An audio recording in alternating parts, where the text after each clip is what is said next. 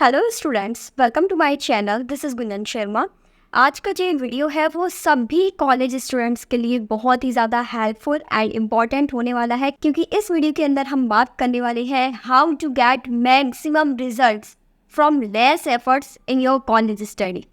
बचपन से ही हमें ये बताया जाता है कि यदि हम 8-10 घंटे बैठकर फोकस और कंसंट्रेशन के साथ यदि पढ़ाई करें तो ही हम एग्ज़ाम को टॉप कर सकते हैं या उस एग्ज़ाम को क्वालिफाई कर सकते हैं। अब ये जो 8-10 घंटे की पढ़ाई हमें बताते हैं, चलो ये किसी कंपटीशन एग्ज़ाम की तैयारी के लिए करें तब तो माना कि हाँ, इतना पढ़ना ज़रूरी होता है ताकि आप अपने अच्छे से पूरी तैयारी कर सको, उस एग्ज़ाम को पूरा प्रिपेयर कर सको। लेकिन कॉलेज एग्ज़ाम्स के अंदर ये रूल फॉलो नहीं होता, चाहे आपका कोई भी कोर्स हो, कॉलेज का कोई भी डिग्री आप कर रहे हो, क्योंकि कॉलेज एग्ज़ाम के अंदर हमें इतना पढ़ने की ज़रूरत नहीं होती। और ये पॉइंट आप जिस भी कॉलेज में पढ़ रहे हो उस कॉलेज के फाइनल ईयर के स्टूडेंट अच्छे से बता सकते हैं, क्योंकि वो अपने प्रीवियस ईयर में इस चीज़ को नोटिस कर चुके हैं।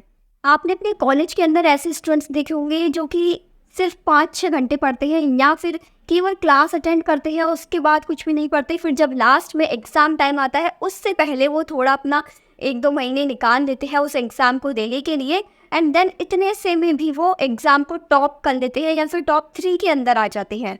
तो वो कौन से रूल्स एंड कौन से प्रिंसिपल्स अपनी स्टडी में फॉलो करते हैं, कौन सी ट्रिक्स है जिससे वो इतना कम टाइम देकर भी एग्ज़ाम में टॉप कर लेते हैं। तो हम आज के इस वीडियो के अंदर बात करने वाले हैं 4 ऐसे प्रिंसिपल्स के बारे में जो कि आपको कम टाइम के अंदर मैक्सिमम रिजल्ट्स देंगी यदि आप इन ट्रिक्स को अपनी कॉलेज स्टडी के अंदर इन्वॉल्व करते हैं। So first principle is cut off all the distractions. और इस वक्त सबसे बड़ा डिस्ट्रैक्शन क्या है? वही जो अभी आपके हाथ में है, आपका मोबाइल या आपका लैपटॉप। इस वक्त हम सबसे ज़्यादा डिस्ट्रैक्ट होते हैं स्टडी से, उसका कारण यही है हमारा मोबाइल व लैपटॉप, ये सोशल मीडिया। ये मोबाइल के अंदर जितनी भी चीज़ें हम दिन भर जो स्क्रॉल करते रहते हैं वही सब हमारा मेन डिस्ट्रैक्शन है। और सबसे पहले हमें इसी को ही दूर करना है जब भी पढ़ने बैठे, क्योंकि ये मोबाइल, ये सोशल मीडिया, ये नोटिफिकेशंस वो ऑब्स्टिकल्स हैं जो आपकी 3 घंटे की पढ़ाई को 6 घंटे में कन्वर्ट कर देगी और आपको पता भी नहीं चलेगा कि ये 6 घंटे कब निकल गए। इसलिए यदि आप चाहते हो कि आप कम टाइम में मैक्सिमम रिजल्ट्स निकाल सको अपने एफर्ट से, तो आपको सबसे पहले डिस्ट्रैक्शन को दूर करना है। जब भी आप पढ़ने बैठे आपको अपना मोबाइल या लैपटॉप जो भी आपको डिस्ट्रैक्ट करता है उस चीज़ को अपनी पढ़ाई से दूर रखें, अपनी बुक से दूर रखें और फोकस के साथ, कंसंट्रेशन के साथ। जैसे आपको यदि 1 घंटा पढ़ना है तो उस 1 घंटे में आप कोई भी इधर उधर की चीज़ों पर ध्यान ना देकर सिर्फ फोकस के साथ अपने डिस्ट्रैक्शन को दूर करके पढ़ें। ये हमारा फर्स्ट प्रिंसिपल। नाउ अब हम बात करते हैं हमारे सेकंड प्रिंसिपल के बारे में। सेकंड प्रिंसिपल है हमारा 20-80 का रूल। ये 20-80 का रूल क्या है? यानी हम अपना 20% इनपुट देकर 80% रिजल्ट निकाल सकते हैं।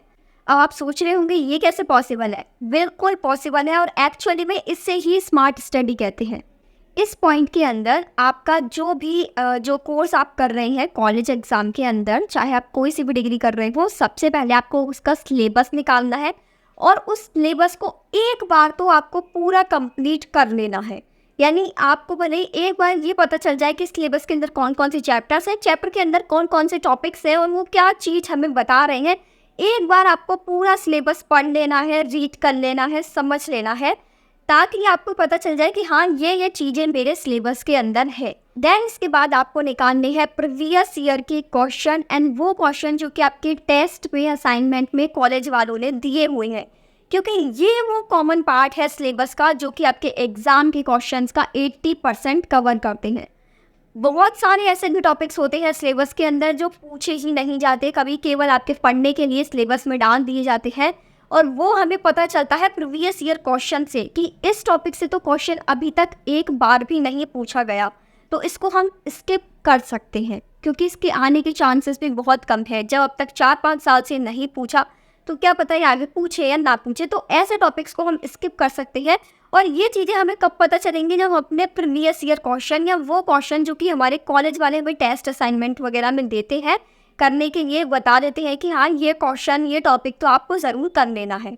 तो इस तरह के सारे क्वेश्चंस को आप कलेक्ट करिए और उन पर फोकस करिए। वो है आपके एग्ज़ाम में आने वाला 80% जो पेपर का कवर अप होता है कि आपके 80% क्वेश्चन एग्जाम में वहीं से आएंगे, प्रीवियस ईयर क्वेश्चन और आपके कॉलेज वालों के द्वारा जो टॉपिक्स जो क्वेश्चंस बताए हुए हैं वो। यदि आपने उनको भी कर लिया तो आपका 80% एग्जाम में कहीं नहीं जा रहा, आराम से बन जाएगा 80%। क्योंकि जब आप प्रीवियस ईयर क्वेश्चन करते हैं तो आपको पता चलता है कि कौन कौन से टॉपिक्स रिपीट हो रहे हैं, इस चीज़ का भी हमें आइडिया लग जाता है। तो हम उन टॉपिक्स पर ज़्यादा फोकस करें, किस टॉपिक को किस तरीके से क्वेश्चन करके पूछ रहा है एग्जामिनर, किस टॉपिक से ज़्यादा क्वेश्चंस बन रहे हैं।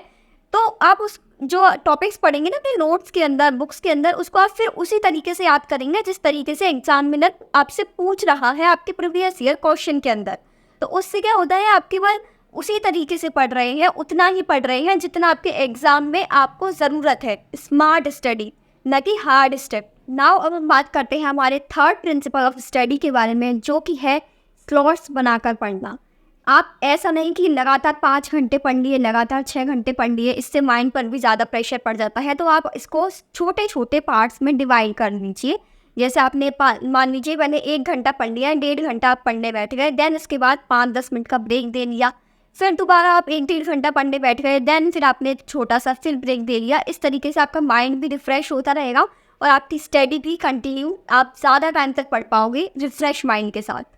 और इस तरह फिर आप अपनी एग्ज़ाम की नीड के अकॉर्डिंग पढ़ सकते हो। यानी यदि एग्ज़ाम पास है तो आपने ज़्यादा टाइम के स्लॉट्स बना लिए, एग्ज़ाम यदि लेट है, अभी काफ़ी टाइम है एग्ज़ाम में, तो फिर आप कम टाइम देकर भी काम चला सकते हैं।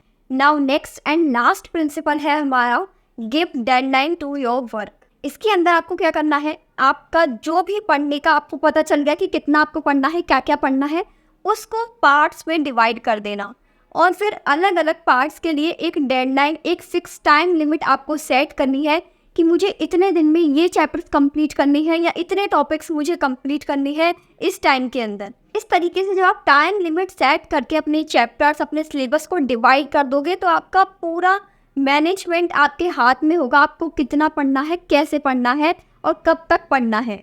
ठीक है, तो ये बहुत ही ज़्यादा ज़रूरी पॉइंट है आपके कॉलेज स्टडी के लिए, स्पेशली बात करूँ, ताकि आप उन सभी चीज़ों को पार्ट्स में डिवाइड करके लिमिटेड टाइम में उस चीज़ को जल्दी से कवर करके और अपना जो कंप्लीट सिलेबस है उसको ख़त्म कर सके एग्ज़ाम से पहले।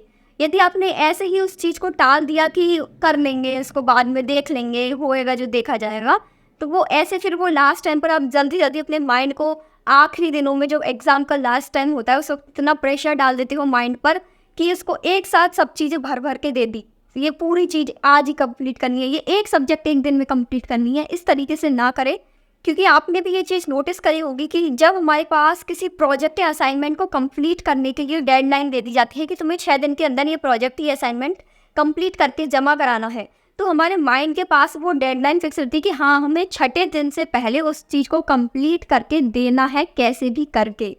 इसी तरीके से हमारा यदि स्टडी के अंदर हम ये चीज़ डिवाइड कर दें तो हम उस टाइम से पहले अपनी उस सिलेबस को, उस पार्ट को जो कि हमने उस टाइम के अंदर सेट किया हुआ है उसको कंप्लीट कर लेंगे, वरना तो फिर वो आगे खिसकता रहेगा और कब एग्ज़ाम आ जाएंगे पता भी नहीं चलेगा। सो ये थे हमारे 4 प्रिंसिपल्स ऑफ स्टडी, जिनको आप अपनी कॉलेज स्टडी के अंदर ऐड करके एक स्मार्ट एंड इफ़ेक्टिव रिजल्ट्स ले सकते हैं कम एफर्ट्स के साथ। लेकिन मेरा ये वीडियो बनाना और आपका ये वीडियो देखना तभी सक्सेसफुल एंड हेल्पफुल हो पाएगा यदि आप आज से ही इन चारों पॉइंट्स में से किसी भी एक पॉइंट को अपनी स्टडी के अंदर इंक्लूड करते हैं।